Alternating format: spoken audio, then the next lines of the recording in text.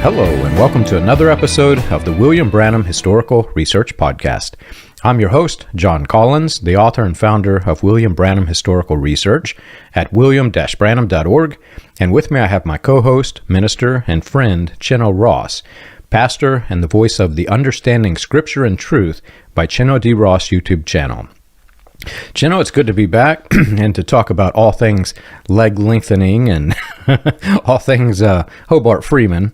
We talked briefly about some of the content in this episode, and I don't know if I'll get a chance to play it. I'll have to look at the copyright and legal issues of it, but the things that we're about to get into is something that it's nothing new. This is going back way back into the history of Pentecostalism and various faith healing, divine healing circles. But the fact that Hobart Freeman and his shorter leg was an example of this, and the fact that he became a faith healer, it really is odd if you think about the coincidences of that, because this is a staged trick that we're going to get into and explain, but here's a person who actually could benefit from it and never did. Yeah, the coincidence is just too much here, John, as we're going to get into. If I could say before we go any further, John, I just want to remind everyone of the meet and greet that we're going to have the first weekend in August at a place in Warsaw, Indiana. We'll put up on the screen the actual formal invitation to everyone. We're getting a lot of traction. I think it's going to be a big, healthy, happy, positive group of people that I know anyway, coming from hopefully all around that northern Indiana area, but also Tennessee, Kentucky, Ohio, Michigan, Wisconsin, Illinois, maybe Minnesota. I think some people from Texas. The people from Texas are actually people who were a part of churches that I have pastored or taught in the past. So if they can work it into their vacation schedule, I hope they'll come. But please make sure that all of your friends are aware of what's going on, that we're going to do this meet and greet. Those of us who are coming from out of town will be arriving on Friday. I'll be staying at this Wyndham Hotel in Warsaw Friday night through Sunday morning. So I'm obviously will make myself available to whomever is there. But the main event will start at 10 o'clock on Saturday morning. We'll probably have a little time of worship, and we'll have some introductions. Hopefully I'll have a long piece of red carpet that you can walk across whenever, if I can get you there, if your schedule permits. We'll try to, I don't know, I can go to a Goodwill store somewhere and find a long piece of red carpet and roll that out for you. And, we'll have some question and answer and some meet and greet and share, and really looking forward to it, looking forward to seeing everyone there. So put it on your calendar. The first weekend, the first Saturday in the month of August, the Wyndham Hotel in Warsaw, Indiana. Well, I don't know if I'm worthy of a red carpet, maybe a black carpet, but it's not something that I'm used to. I'm not certain I'm going to be able to make it or not. I have a family member who is going to be into a very critical surgery, so I'm not certain that we're going to be able to make it. But look forward to hearing the results of it if I don't get to go. So maybe you can bring back some stories for me. Well, the invitation will remain open. And maybe we'll just do, this is a private joke between us, maybe we'll just do black carpet with a red button on it, something like that. Anyway, moving right along. Yeah, let's get into this business of leg lengthening. I think there are problems for me, John, on so many levels with Hobart's false healing claims about his polio-shortened right leg that he was wanting and claiming and confessing and telling everyone that had been healed when he prayed for it back in 1966. This leg lengthening is nothing new. I think that maybe for a second or third generation member of a charismatic church, maybe they think it's new here in the mid 2020s. But let me just say that it goes back a long time, probably longer than I know. I can only speak about my own experience, but when I came into I was converted to Christianity and Spirit-filled in the mid 1970s. And I remember distinctly that leg lengthening was a thing, quote unquote, back then. I don't have vivid memories of myself being involved, but I would guess that I probably went to an FGBMFI meeting, a Full Gospel Businessmen's Fellowship International meeting, or a Catherine Kuhlman meeting, or, just the people that were traveling around, Pentecostal charismatic people in the 1970s who were teaching this and talking about it. They would literally seat people in a chair up in front and, practice the leg lengthening. I wish I had a vivid memory so I could say, I actually experienced the attempt or the successful attempt if it was successful, but I don't remember myself ever doing it, but my guess is that I probably would have. I do remember, however, seeing other people called up by a minister and he would want to pray over a short leg situation.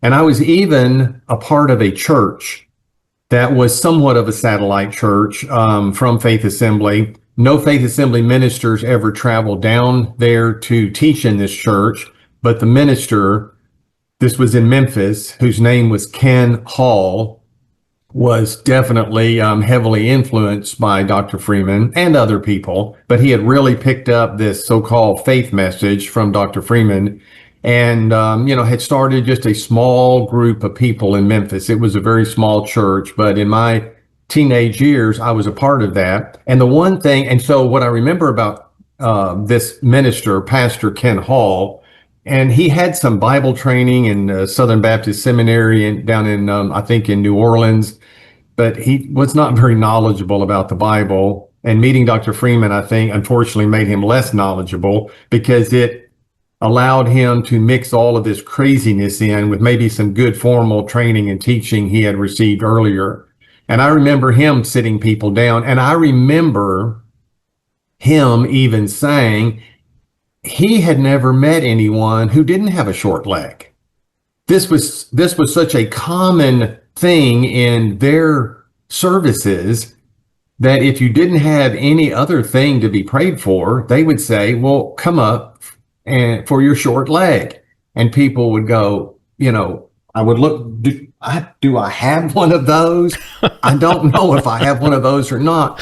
But he literally said, I've never met anybody who didn't have a short leg, because I think every time he would sit someone down in a chair, and they always do this. I mean, I can see them do it. They put both of their hands out just like this and get the heel of each of the person's legs in their hand. And then they get a hold of the ankle like this, and they do whatever they do. But whenever they do that, they'll look and go, see there, that left leg is a 1/4 inch shorter than the other, or the right leg is 3/8 of an inch shorter than the other. I can see him, and I can see other people holding the palms of their hands out there like that. And of course, I have to confess, what I know today, I did not know back then. We all learn as we grow. And so I'm watching this fascinated. And again, I can't say I ever saw a leg grow out. And by grow out, I would mean if you're sitting and the legs are this different and the leg just jumps like that, or even slowly goes out. But if it's a micrometer difference, that can all just be due to posture, the way they have been seated, whatever. But in looking back on that, and it didn't take me many years to get past leg lengthening, but I'm just telling everyone this was a thing, quote unquote, in the 1970s.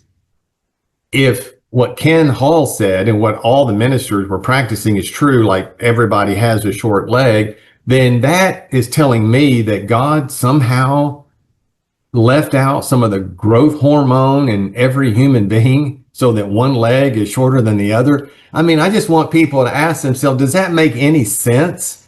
It was a great claim for him to say, I've never met anybody who doesn't have a short leg.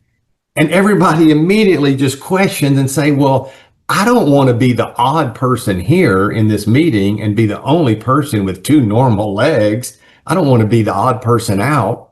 So I want to go up there and have my legs lengthened. But again, come on. Are you saying that God literally left the growth hormone out so that all human beings are born with one short leg? You know, William Branham said that anybody who is spiritual, especially in the Bible, was deemed neurotic. Because he himself was labeled neurotic, I guess, by multiple doctors. He talked about going through his, he never mentioned exactly what his diagnosis was, but he had some sort of mental health condition that was debilitating, and it recurred every 7 years. And I've talked to a few psychologists. I have an idea of what it is, but I'm not a doctor, so I can't really label him. But they like to do that. They like to say, well, I have this condition, and oh, don't worry, because I'm a faith healer and I have this condition, everybody's kind of got this thing that I have that's wrong with me. So the fact that Hobart's saying it about the feet is just, I watched those videos. I know I mentioned this in the last episode, but I watched those videos of the lengthening of the leg. And I want to say, as I saw it as a grown man, as an adult, after I saw it and thought about what they were doing, I was just wanting to smack myself in the head and say, you dummy, what? How did you believe this nonsense? Because I know I'm very much of an architectural mind. I know how things work. And physically speaking, a person with wider hips, this trick works better on because the leg bones are further apart. But when they're sitting, the way they did it on stage, they would put a person where their legs were not, their feet weren't facing the audience, their legs were off, and they would put the side of the longer leg first so that they could twist the torso just a little bit, because you got about 4 or 5 inches between the leg bones. So if you twist the hips just a little bit, you can gain 2-3 inches, especially if you have wider hips. And so as they start praying for them, they're holding the feet and they're wiggling them. The reason they wiggle is because the person who's sitting there who doesn't know whether or not they even have a longer leg, they look down and, oh my gosh, he's right. How did I never notice that one of my feet doesn't reach the same length as the other leg does? And so the faith healer's wiggling them back and forth. Well, what he's doing, he's actually moving their torso. So whenever the hips straighten up, the leg that was twisted and further out suddenly is now further in. And I saw that and I was like, man, I grew up with those stories how William Branham could continually heal people who had shortened legs. And I remember as a kid hearing that and thinking, wow, man, things must have been really bad off in days gone by. I don't know anybody that's got one leg shorter than another one. It must have been some weird epidemic they had after the war. And I was thinking about that. And then this guy he wanted me to read this book by a guy named James Randi. I don't know if you've heard of this guy. Yes. James Randi was a magician and a hardcore atheist. And we were trained and manipulated that if somebody, especially an atheist, had facts against our religion, those facts can fully be discounted because they're an atheist.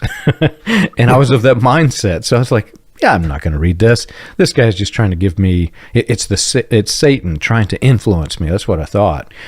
But after I woke up to realize the undeniable fact that if you're presented with fact, it doesn't matter who's telling the fact. Yeah. If they have a fact, if they're atheist, if they're Christian, if they're Catholic, if they're Baptist, I don't care who they are. If they have a fact, you have to pay attention to it. So I finally read the book. He was a magician. He went around to all these faith healing stage shows, and he's saying, now, as a magician, this is how I did X, Y, and Z. As a faith healer, this is how they're doing the same thing I was doing. And he's walking you through all this stuff. And again, I wanted to smack my head thinking, how stupid was I that I was in this? And I've mentioned this a few times on the podcast, that there are so many tricks that when you look at these faith healers, you have to think, they're scam artists. That's all they are, scam artists. Yeah. But people make the incorrect leap.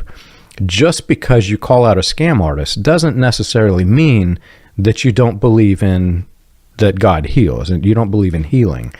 They're two different things. Whether God heals or not is irrelevant to whether James Randi shows that, no, these guys are tricking you.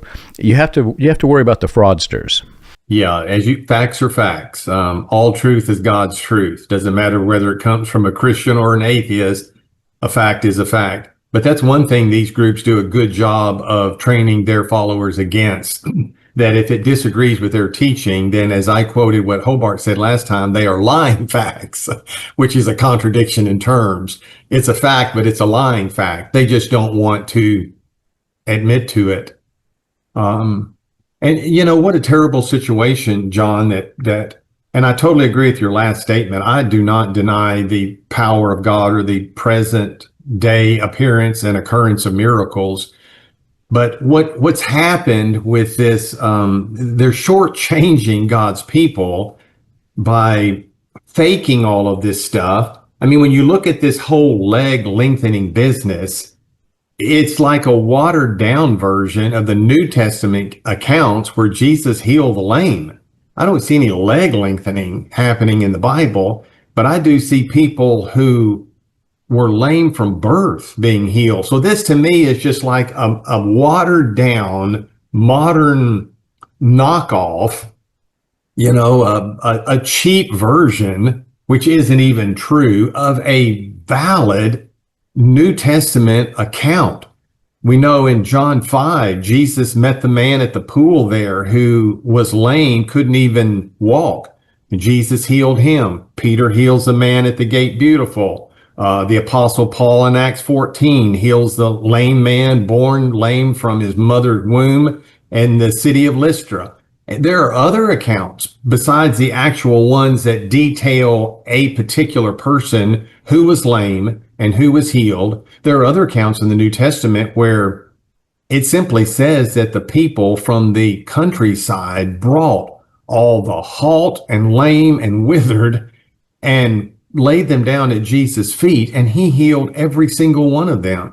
There was no leg lengthening. It was a real miracle. And something that I had thought of the other day that we haven't mentioned earlier, John, when we were talking about those anointed handkerchiefs that everybody wants to pray over and send to relatives, and they base it on Acts 19, forgetting that Luke said those were special miracles that Paul did, that God performed by Paul's hands, that he won't necessarily perform by ours. Earlier in Acts, I think it's in Acts 4 or 5, people brought sick individuals and laid them on the streets, hoping that Peter's shadow would touch them and heal them. That was the power that was on the Apostle Peter in the early chapters in Acts. I don't see anybody trying that one today. I see a lot of the anointed cloths and handkerchiefs. Hopefully they're not used ones. I hope they're clean ones that people are sending out. But I don't see anyone putting people in the shadow of some minister. Let's see that, let's see that come to pass.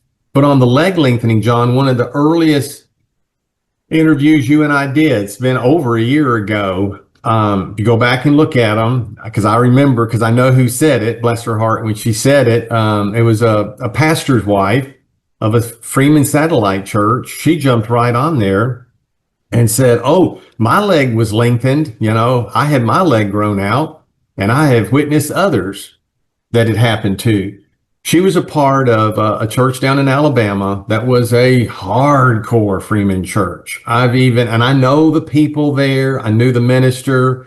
I knew other people that came from that group. I knew Joe and Tommy Slaughter, the two brothers. Their mother actually housed this woman before she married her husband. I'm trying to not give away all the names, but I can talk about the Slaughters. I've talked to Joe Slaughter I've communicated with Joe in the last week, and that's been over 50 years ago. It was a church started by Eugene May, and then Eugene went somewhere else and turned it over to another person. But anyway, that pastor's wife, who's still alive today, said she had her leg lengthened back then. And, I don't want to tell anybody that what they experienced, they didn't experience. All I would say is that's probably not the reality.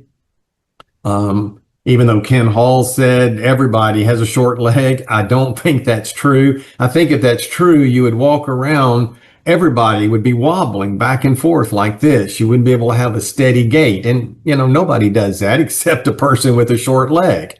And it's rare whenever that happens. I'm sure this happened to this lady in the 1970s. So, that's 50 years ago.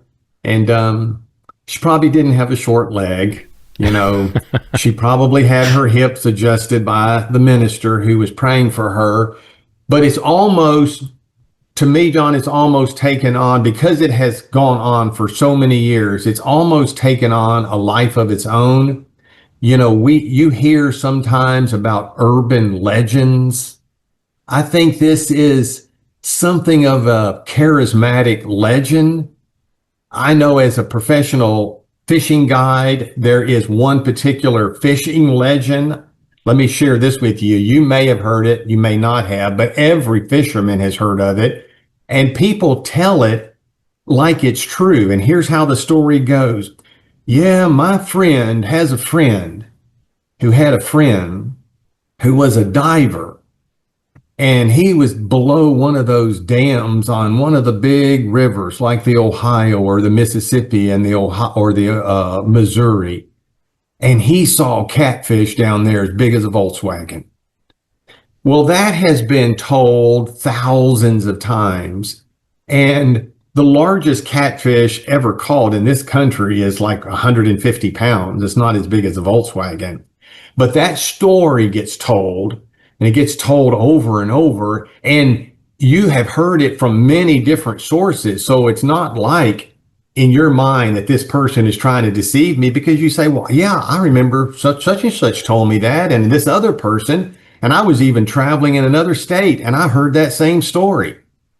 It must be true. There must be catfish down there as big as a Volkswagen. I've heard this story about legs being lengthened. I've heard that, so it must be true. I think it's one of those charismatic legends that needs to be put to rest. And it's kind of on par with another Christian charismatic legend. Maybe you've heard, maybe you've not, but I've heard it since I was a teenager. Someone will tell the story that they knew somebody who knew somebody. They were driving along in a car, and all of a sudden they heard a voice in the backseat of their car. And they turned around, and it was an angel. And the angel said, "Don't you know Jesus is coming back soon?" And then he vanished. I've heard that story my entire life, but I've never have known a person who actually had that happen to them. It's just a story of a story. I think it's an urban legend. Well, since we're telling fish stories, I've got two to tell you. The first one is, I'm a musician. I love music. I love all kinds of music. My playlist has everything from Frank Sinatra to, hard rock. It's crazy the amount of music I listen to. But I was doing some research on Axl Rose of Guns N' Roses because I came across a interview with him. I think it was in Rolling Stone magazine. He was talking about the church he grew up in and how that church, how his he didn't explicitly say it, but in other words, how his bad experience in church led to him being this megastar, this megastar in music. Well, he described his church, and it sounded very much like my church that I grew up in. So I go back and I start looking at it and did some research. I was able to find which church he grew up in, find out they were independent, much like the churches we were in. And then I came across this guy named Ronald Coyne. Have you heard of this guy, Ronald Coyne? No. So here, this is a funny story, and it may be slightly bigger of a fishtail than the one you just told. So they had these guys that James Randi would call, these are faith healing magicians that were out there. One of them had this gimmick for this younger child, and I want to say it was Raymond Hoekstra who was setting up the stage act. Raymond Hoekstra, who also toured with Branham. But this boy, I think he was 7 years old or something like this, was swinging barbed wire and somehow made it come and knock an eyeball out or poke it where the eyeball withered and died. And so after surgery, he was given a plastic eye.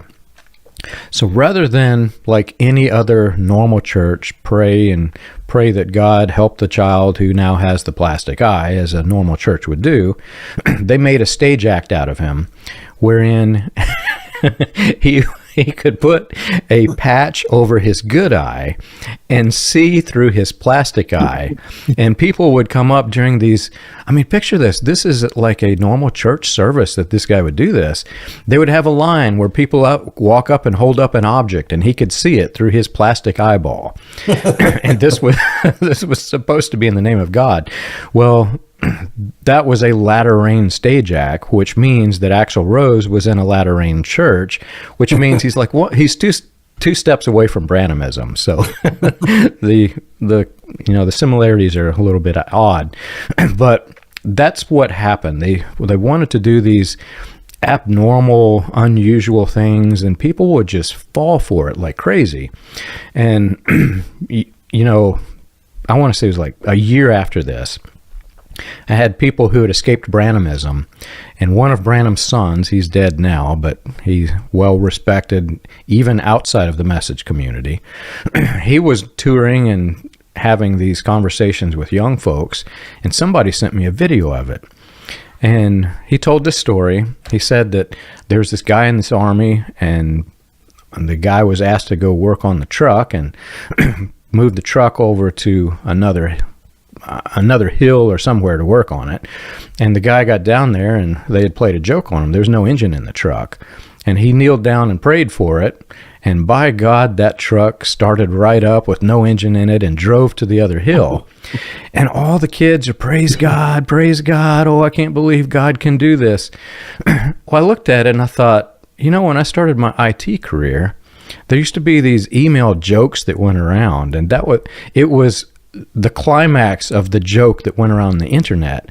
So they had literally taken an internet joke and turned it into a supernatural story, and people just turned off all critical thinking. And we're, especially for children, they're gullible. But the fact that people in the name of Christianity would do something that they know is a lie, they know it's untrue, and then prey upon the people who are more gullible than themselves.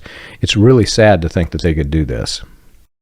Have you ever wondered how the Pentecostal movement started, or how the progression of modern Pentecostalism transitioned through the latter rain, Charismatic, and other fringe movements into the New Apostolic Reformation? You can learn this and more on William Branham Historical Research's website, william-branham.org. On the books page of the website, you can find the compiled research of John Collins, Charles Paisley, Stephen Montgomery, John McKinnon, and others, with links to the paper, audio, and digital versions of each book.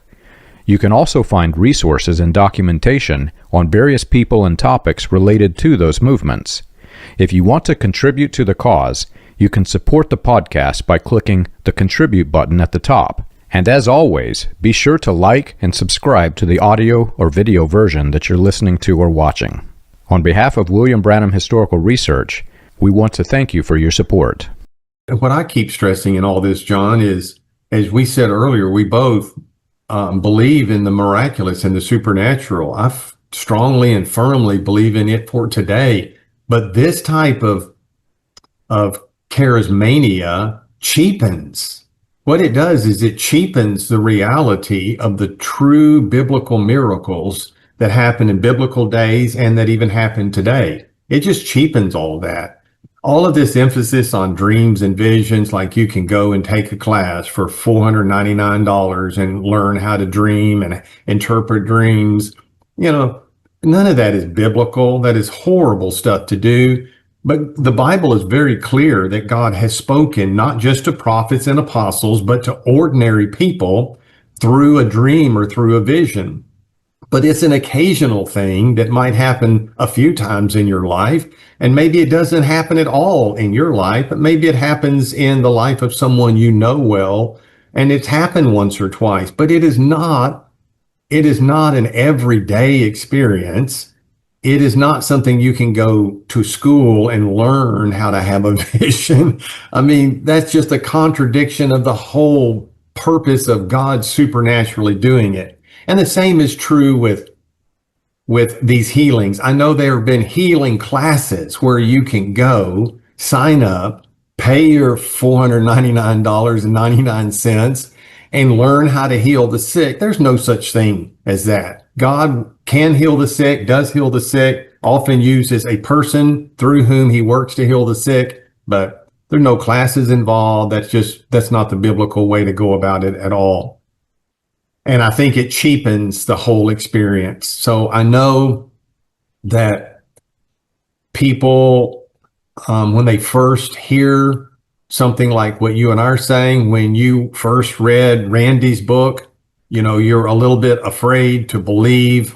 Maybe they actually have the facts, and maybe these facts are going to shoot down my miracle, and they may well do that. But as I tell everybody, anything that's the truth will withstand anything. True doctrine, true miracles, true healing, you have nothing to be afraid of. It will stand up under the closest scrutiny. But that's the problem. These people who have these healings, they don't want to have any verification of it. Hobart, he would talk about John G. Lake, that he had 100,000 authenticated healings.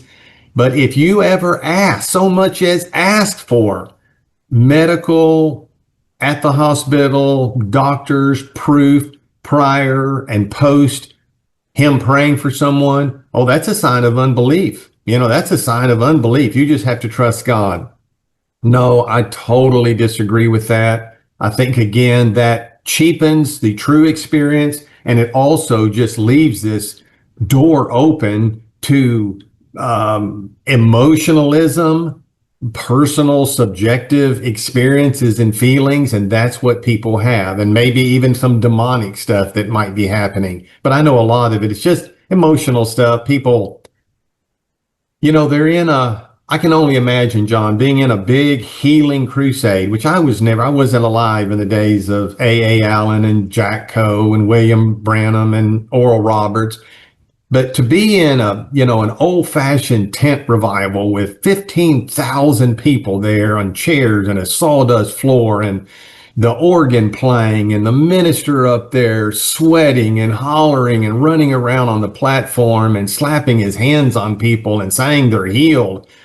I'm sorry, but you can work up a frenzy in people where maybe you went in there with a little bit of a headache and you come out with so much adrenaline, your headache's gone. So you say, well, I was healed by the power of God.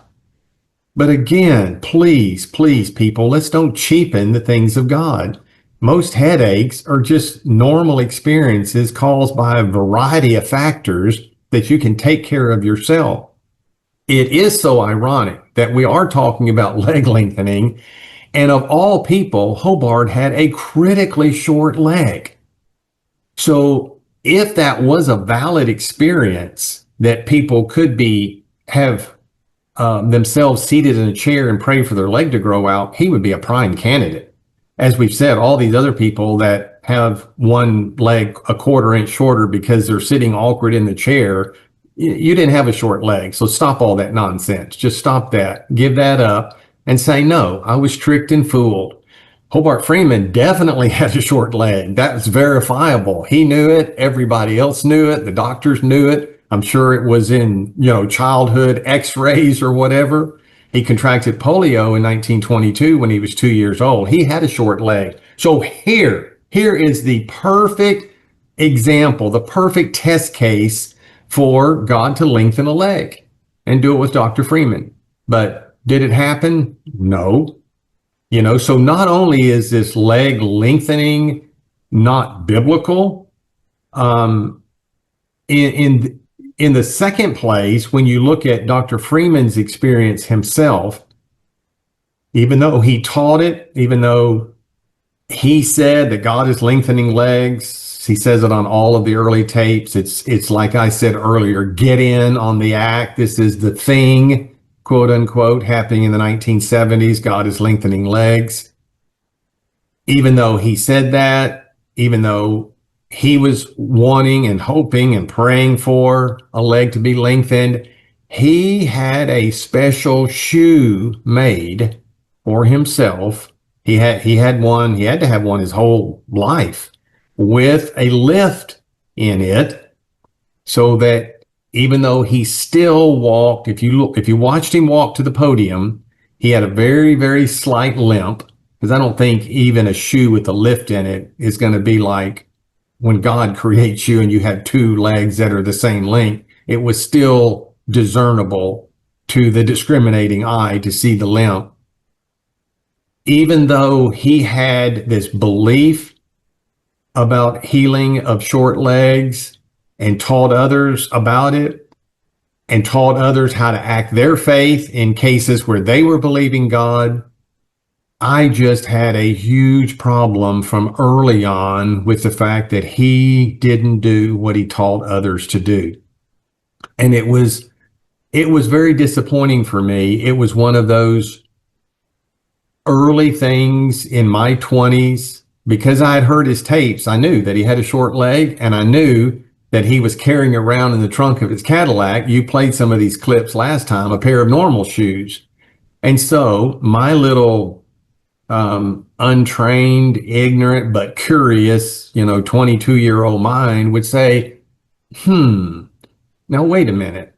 I thought you preached against people using crutches, canes, wheelchairs, glasses, medicine. Something doesn't seem kosher about this. If a person can't see well enough to get their driver's license and they prayed and said, God, heal my eyes, while they're waiting, quote unquote, for God to heal their eyes, you have outlawed glasses for them, because that would be leaning to the arm of the flesh. If someone has prayed for healing of some disease, you've outlawed medicine for them. Go ahead and take it while you're waiting for God to heal. Well, that'd be trusting in man and God. You can't have it both ways. You got to have one or the other. And then I just could not wrap my head around what I thought was an inconsistency. But then, of course, you just shake your head and say, well, there must be something I'm not seeing. Or, come on, Chino, don't be so critical. But yet I was a little critical. I would go, but wait a minute. Even though I don't want to be critical, it still doesn't make sense. Why can these children not wear glasses to school? I mean, John, these poor kids, their parents took their glasses away from them and said, you've got to act your faith. They can't even see the blackboard in school. They have to go up to the very front row or maybe sit on the corner of the teacher's desk to see the darn blackboard. And Hobart has no empathy for that at all. The psychological turmoil kids are going through, who all they want to do when you're a child is not be different. I mean, that's your number one goal, is to blend in and don't be different. I want to be liked by everyone. I don't want to be, a two-headed person here. So here I am, a person that can't see, and everybody said, why don't you just go get glasses like John and Mary have? Well, I don't need glasses. God has healed me. Oh, really? Well, if God's healed you, why is your eyeballs glued to the chalkboard? Why don't you sit on the back row? Well, that's a little complicated, but I'm waiting for the manifestation of my healing. You're putting children through this mental gym set, and yet you, as the pastor yourself, should be wearing that pair of shoes that you're carrying around in the trunk of your Cadillac and limping pretty badly to get to the pulpit. But instead of doing that, you have special shoes made, and because your leg really is short, with a lift in it. And I think in all of these teachings, John, that these guys have given, you and I talked before we got on the air, and I know you've done a lot more historical study in all of this than I ever have. I've just been more interested in the biblical side of all this. But even in A.A. Allen's days, this is back in Miracle Valley, Arizona, I used to read some of Allen's stuff back in the 70s when I was in college, and I think wasn't a son-in-law or someone took over the ministry, maybe Stewart or something was his name. But anyway, you said this leg lengthening goes way back to A. Allen days. But I think what people need to understand, you have explained it, and I've never watched any of these videos of how they twist people. I'm assuming what you're saying is probably the way it happens, because I don't believe a miracle is happening. Because if a miracle is happening, if you have a short leg, this isn't healing. You don't have a disease or illness, or this isn't healing. This is a creation. a creation. You have to have new bone, new blood vessels, new flesh. God can't just stretch it and just lengthen it. I mean, where is the bone and muscle and tissue and ligaments, and where is all that coming from? You're actually asking for a creative miracle. And is God able to do that? Well, yes, the sun rises. God is able to do anything. But is that likely to happen? I would say no, that's probably not likely. No, it's not. And from an outsider looking in on all of this, even from whether you're atheist or Christian, you're outside looking in on the charismatic movement, and you start to realize that the whole thing is just wrong. The way that they have set it up, the way that they make these stage personas, these people, whether they're cult leaders or not, they want to make them a stage act and follow them around. If you're a Christian on the outside looking in, what you're seeing is a person who's using the same passages of Scripture that applied to Jesus from the New Testament. Whenever Jesus went from town to town and the throngs followed him and everybody witnessed the great healing, they like to reference that with their own meetings. So what they're essentially doing is they're saying, I'm another Jesus. I'm another guy who's just like Jesus. That's what they're saying. I've mentioned it, I think, on one of the podcasts I did with you. I know I did with Charles, but there was another atheist named Darren Brown who made this video. You can go look it up on, I think it's on YouTube, called Miracles for Sale. And if you were in any of the faith healing charismatic circles, I highly recommend you watch this atheist who's making a documentary about exactly what we're talking about. He sets out to, not really to expose, but really to show how it worked psychologically within these faith healing meetings. And so he advertises himself in this big city, I can't remember where, as a faith healer coming into town. And he gets up and he preaches one hardcore charismatic sermon. And throughout the documentary, he's talking about his process, what he's doing, how he's advertising. And he's really doing, if you know the inner workings of this, he's doing exactly what these faith healers are doing. So he sets up the ambiance, he sets up the music, the lighting, everything plays a part in psychologically manipulating the crowd. Then he gets the crowd to come, and he's already manipulated them to some extent. So they're coming expecting something great. They're expecting Jesus on the platform. People left that meeting, and it was multiple nights per week, I think. People left the meeting, and they were talking to reporters saying, I got healed in this meeting. This great man of God healed me. And, God has given us the power within our own bodies to heal. If you cut your hand with a knife, you don't expect that you're going to die, that it's going to wither away. You expect that the skin's probably going to grow back together unless you cut it too far. And if you cut it too far, I've actually learned from a guy who is, I don't know if he's military training or what, but you can also squeeze it together and put a little super glue on it and it will grow back together. It's held together. Your body is capable of healing to a limited extent. Same thing with headaches or many of the things you're describing, except for polio legs. Your body can heal itself. Well, these faith healers, they like to prey upon the people who have the healable diseases to build the excitement. And once they build the excitement, everybody's, no matter what they've got, they start to feel better, whether they do or not. Psychologically, they think they do. And they walk out and they tell the reporters, hey, I'm healed. This man of God, who they don't know is an atheist, has healed me. Then on the last night, he says, now look, I have to confess something to you. I'm not a man of God. I'm an atheist. And he explained his whole thing, everything that he did. So he was being honest at the end, even though, there was a lot of people who were very sad that this was the case. Some still said they got healed from the atheist. And in their statements, I caught something that I had not caught before. We've talked about it, though. They were looking to the man on the stage for the healing, and even though he was an atheist, they claimed that he healed them. Mm-hmm. They're not looking to God when they go to these meetings. Even though they'll say, yes, God healed me through brother so-and-so, if you take away the brother so-and-so, you don't have a crowd of people looking for healing, and they can do the same exact thing right there alone in their home. Yeah. And as we said, John, Hobart is a case example. He really did have a short leg. So the people from Faith Assembly, from Hobart's ministry, wake up and look at the facts. He died 18 years after claiming his healing for a short leg with what? A short leg. There's where we need to see a leg lengthened. We don't need to see it with people who don't have a short leg. We need to see it with someone who did have a short leg. And of all of these stories, I don't know of anybody else, all of this leg lengthening stuff, here is a minister teaching it who truly had a short leg.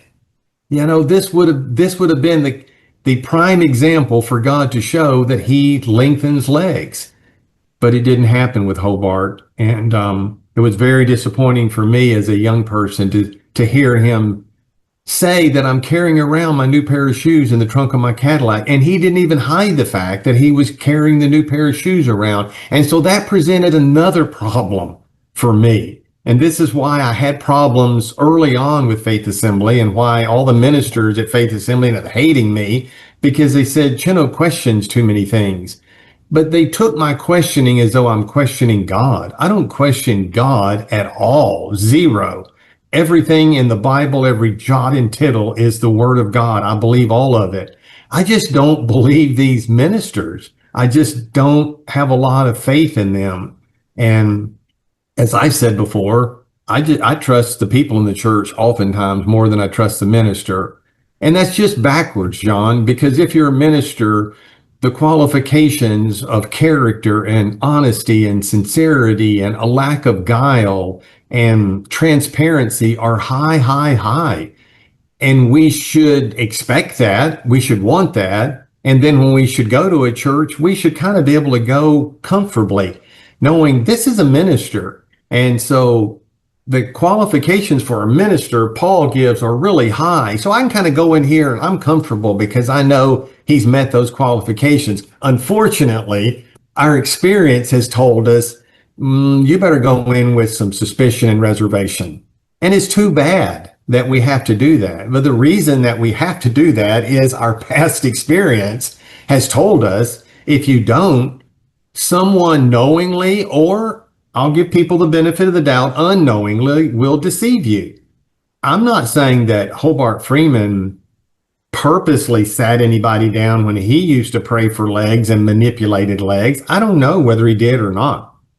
I do know the facts. The facts are he had a short leg. The facts are it never grew out. The facts are he died with a short leg. These are the facts. You can be mad at me all you want, but these are still the facts. And you can be mad at me and I will still love you because I know how difficult it is, because you say, but wait a minute, I know healing's in the Bible.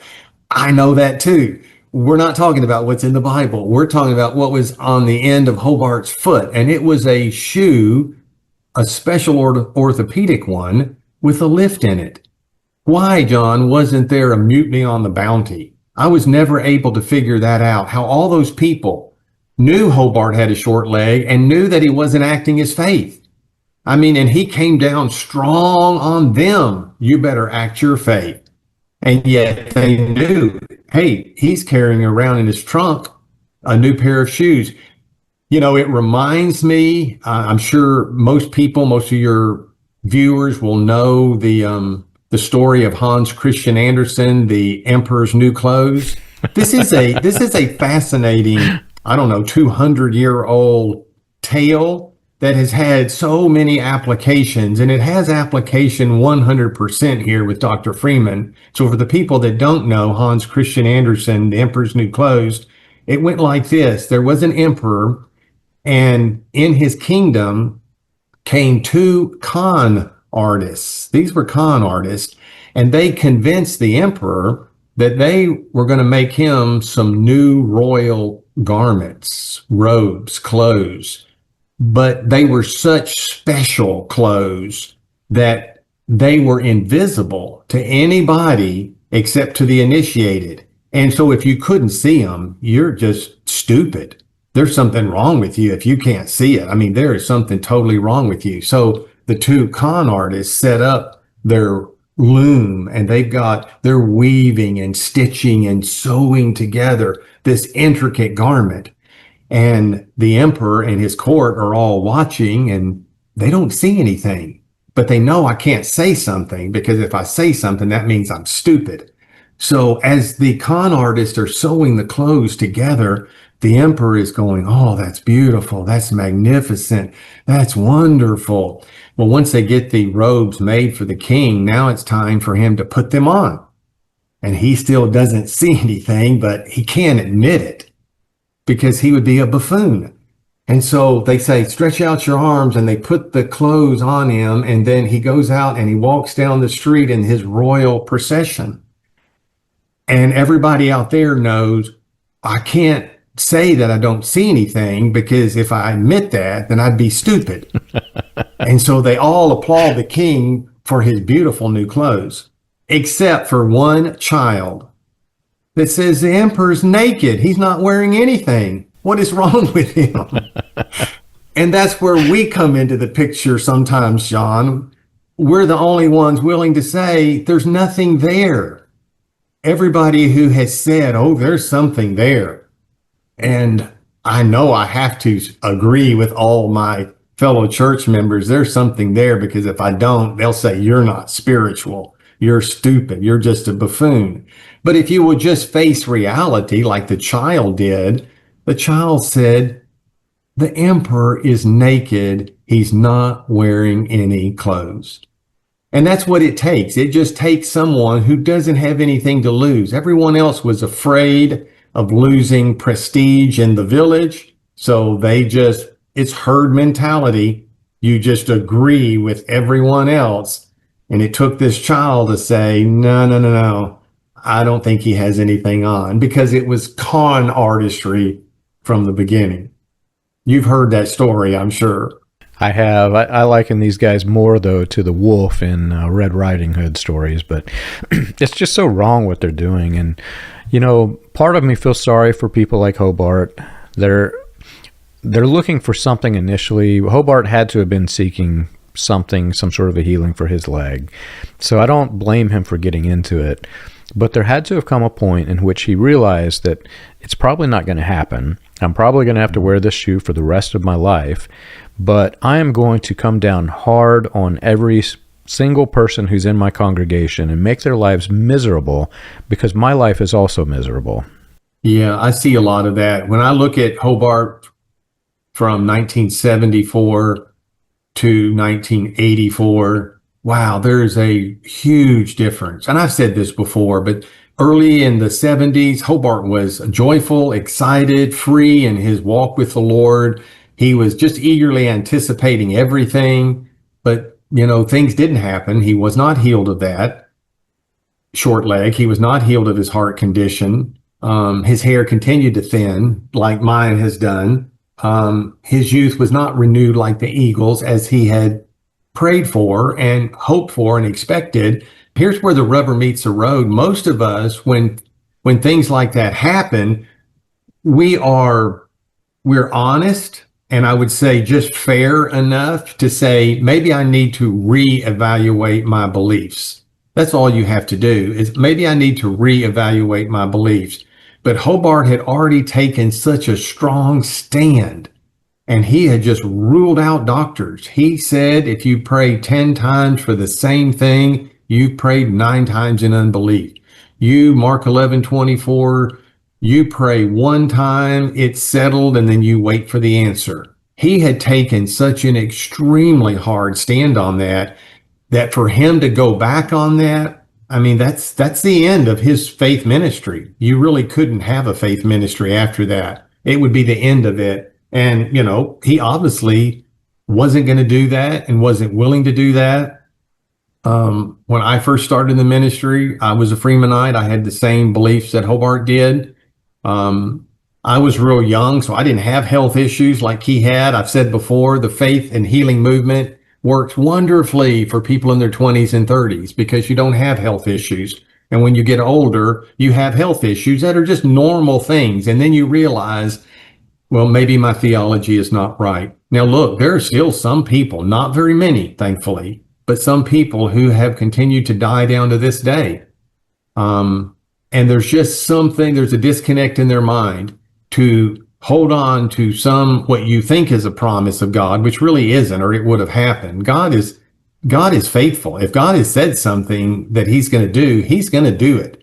If you have to be worried about 5,000 conditions that you've got to meet in order for him to do it, nah, there's something sketchy in your theology. Sounds more like the Pharisees than it does Christianity. Because if God's made a promise to you that he's going to heal you, you can be certain that's going to happen.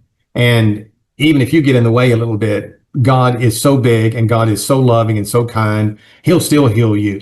With Hobart's theology, 99% of the burden was put on the person.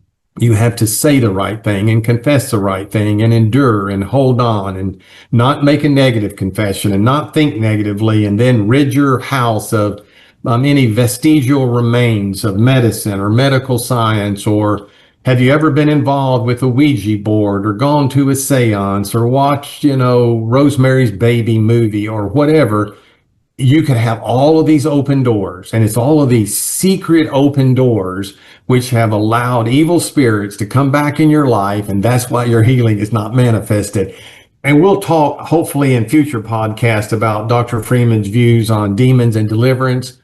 But that was just, a hodgepodge of mess, just a cesspool of disgusting stuff that put so much fear in the people's lives. And again, it's nothing like that. I don't find anything in the Bible where we've got some promises in Acts or the Gospels for healing, and yet then we have 44 warnings afterwards. Now, you need to check your medicine cabinet and check your confession and check occult involvement and check seances and witchcraft and Satanism and UFOs and, Harry Potter and whatever else you've been involved with that may cause this healing not to come to you. That is nothing but garbage. That's the only polite word I can think for that. That is just pure religious garbage that Hobart or any minister would teach. As I said, if God's made a promise to heal you, God is definitely going to heal you.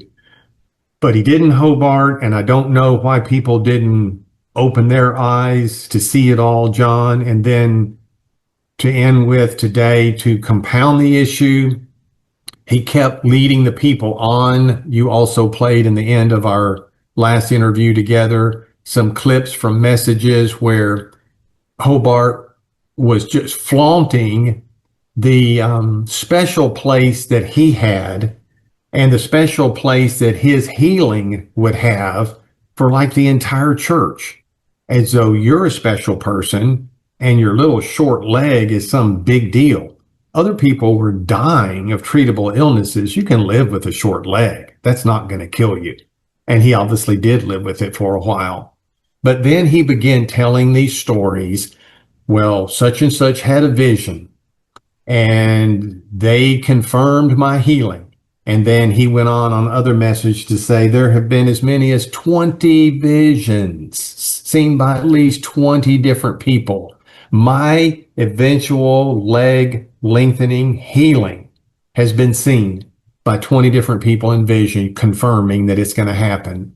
And that the day that happens, he said, I don't know what this means, but this is what one sister shared with me, the whole body would somehow enter into it and receive their healing. On one of his quotations, he said, and you might get your new set of teeth. So he's saying someone who has no teeth, just going to have teeth created the same day that his leg is lengthened. And do you know what you hear on those tapes? You hear, amen, praise the Lord, lots of clapping. So I know what happened. What happened? People say, well, what happened was Hobart had gone several years and not had his leg lengthened. And there's some sister in the body who got emotional. I'm sorry, but who got emotional one day and thought they had a vision. Because you didn't have a vision because it didn't happen. And you don't want to be a false prophet. So just say, no, I got emotional one day and had a vision. And this will help my pastor out. This will put me in good graces with him if after the service I go up and say, Brother Freeman, I had this vision of your healing. And I saw that when you were healed, the whole body of Christ enters in. And then Hobart tells that years ago. And then 6 months later, another person has a vision. Oh, brother, I had a vision that's confirming that sister's vision. That's how all of these things happen. And there were no true visions because there was no true healing. And I just feel sorry for all these people who've been led along for all these years. But better late than never. Better wise than foolish. So let's believe what God's word says, what it clearly says, and let's just be very, very careful when a minister tells us a story.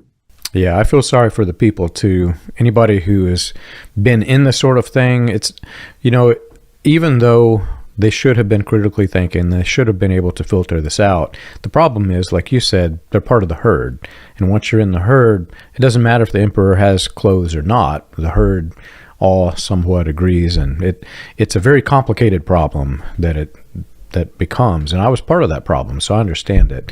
Not many people looking on the outside were in it, so it's very difficult when you see somebody say, well, that's unscriptural, these people shouldn't be like that. As the herd moves, the herd can move in the wrong direction, and there are not enough people who stop it. There are not enough barriers. So unfortunately, with Hobart, it moved way off into the wrong direction. But anyway, I'm glad that people are starting to wake up. Hopefully this helps and more people can not be part of that same type of herd. So thank you for doing this. Thank you, John.